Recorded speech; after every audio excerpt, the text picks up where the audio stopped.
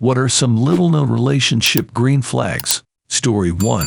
No matter how angry you are at one another, you will still go out of your way or they go out of their way to help. I'll be wicked pissed, but I'll angrily make my wife her favorite dinner even though I don't want to eat. No matter how angry we are at one another usually only last a short period of time. We will never sabotage or try to teach them a lesson. Many times, it ends up being both apologizing to one another. Arguing and getting angry is just part of a relationship and unavoidable. It is how you deal with it that sets it apart from a healthy relationship versus a bad one. Story 2. I drink a lot of water and sometimes my BF would stay until late and I would fall asleep. Before leaving he always made sure I had a glass full of water on my nightstand in case I woke up thirsty. It's always the small details. Story 3. I think it's important to realize that this is where you can be out the gate, or it's somewhere you can get to. My wife reacts very poorly to criticism, not because she can't stand to have flaws in her behavior pointed out, but because she feels that when I criticize her actions, I'm telling her that she's garbage, and in a day or two I'll be telling her to move out. That's a direct effect of her upbringing. And what's important is that she recognizes the issue for what it is, and we talk about it. It's made us so much better. Story 4. My ex once tagged me in a post about a strawberry shortcake birthday cake.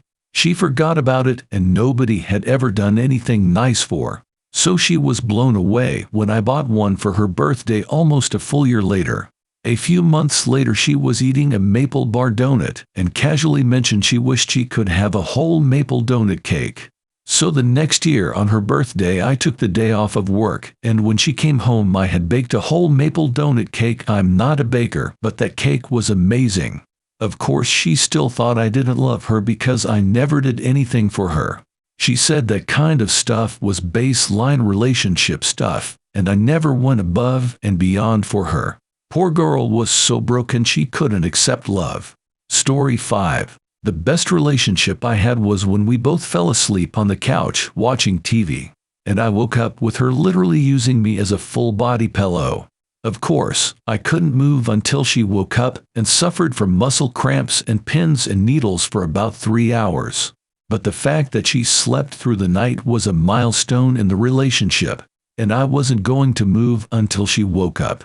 Later, she began teleporting into bed after falling asleep because I learned better positioning and leverage. Story 6. Honestly, this is so important. I've had to get rid of certain people because it was clear that they didn't care to actually listen. My ex and best friend are perfect examples of this. I found myself when in phone calls with them I would constantly be asking questions. How was your day? Oh, that happened. Wow. That must have been hard. Did you ever finish that thing you were going to do? Oh, that's good. Then when it came to me I would start talking about my day and things that happened, and it would be like crickets, and I would just get back, yeah, for sure. Okay. Yeah, anyway, back to what I was saying. Then my ex would tell me that I didn't talk enough.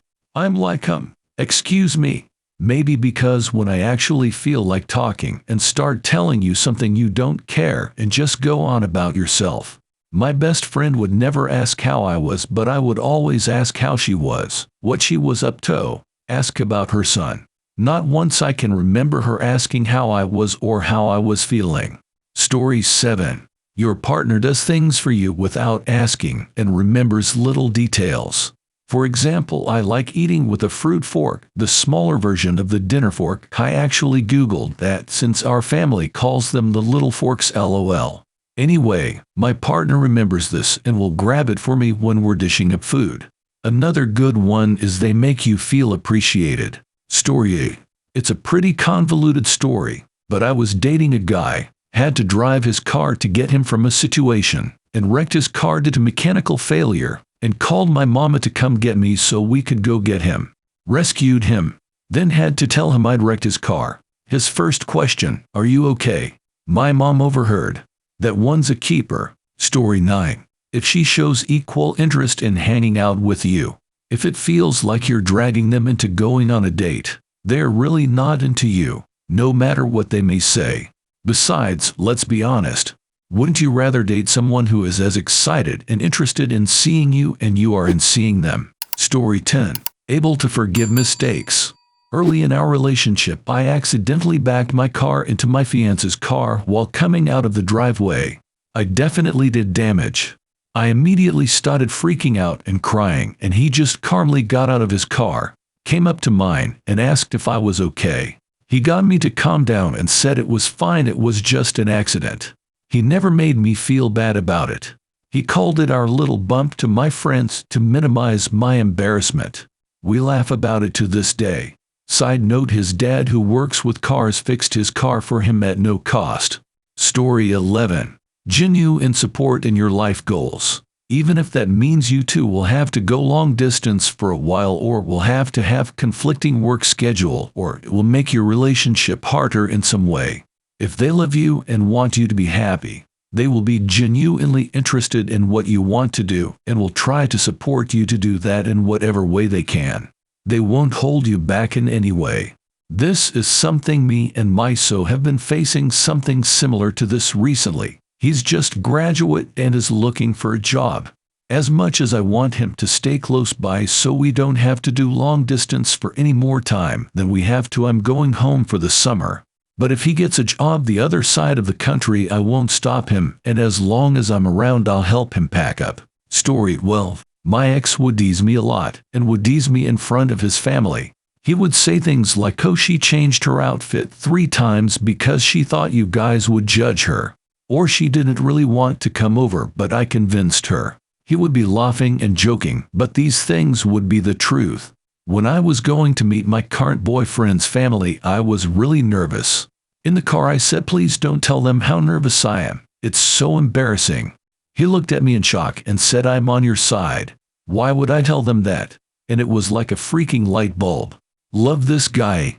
Story 13. While we were dating, my now wife would always put on a fake diamond ring whenever she would go out with her girlfriends.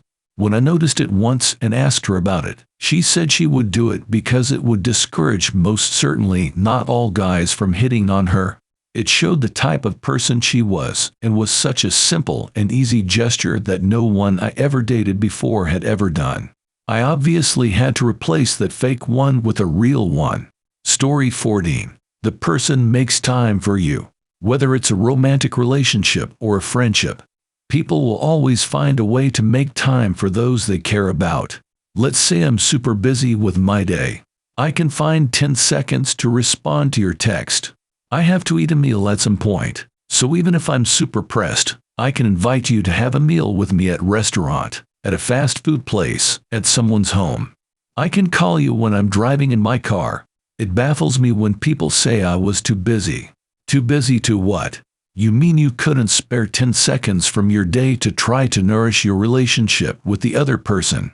We all know you were on your phone while pooping. You could have texted then. Story 15. Willingness to forgive you when you make a mistake, speak in anger, etc., rather than hold a grudge or try to punish you. Doesn't mean they won't still be upset, of course. Willingness to admit fault and take responsibility when they make a mistake, speak in anger, etc., and work on their own negative behaviors. Related, taking you seriously when something upsets you, even if it doesn't seem like a big deal from their perspective. Not losing their temper when things don't go their way. Example: do you want to be with someone who blows up when the car breaks down on a road trip and makes everyone else miserable, or the person who calmly calls the repair service and tries to make the best of it? Not making personal attacks during arguments. Focusing more on how they are feeling and fixing the problem at hand, and then reconciling afterward, rather than lashing out with a list of perceived character flaws. Example: I feel disrespected when, rather than you're such a disrespectful expletive of choice. Genuine care for you and others. A lack of self-centeredness. Being open to hear the perspectives of others, even when they don't agree. And understanding that they are not the center of the universe. They are not always right, and there is always something to learn. In short, emotional maturity. Story 16. It's the small things. The doing something just because it will make your partner smile and wanting nothing in return. A few months ago I was having a bad day and had texted my partner about the basics, and he said to head over to his place after work. I showed up so defeated by the day, opened the door, and my dog is there. He had spoken with my parents, picked up my dog from their house because he knew that's what I needed. He was cooking dinner and told me to just go cuddle on the bed with my dog while he took care of everything else. That's when I knew he and I were in it for the long haul. Story 17. My wife says the biggest early test I passed was when we went to Goodwill together at the very start of everything. She was looking at some wedding dresses on the rack and asking my opinion. I told her not to bother. Our family business is basically tailoring costume shop, where all the rentals are handmade and shopped by a certified grandmaster costumer. Yes, that's a thing, and we could make whatever she wanted to her exact requirements for a fraction of the price.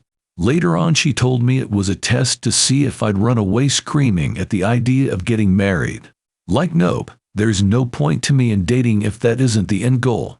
We got married, and she got her custom-made wedding dress for free because we already had the fabric she liked.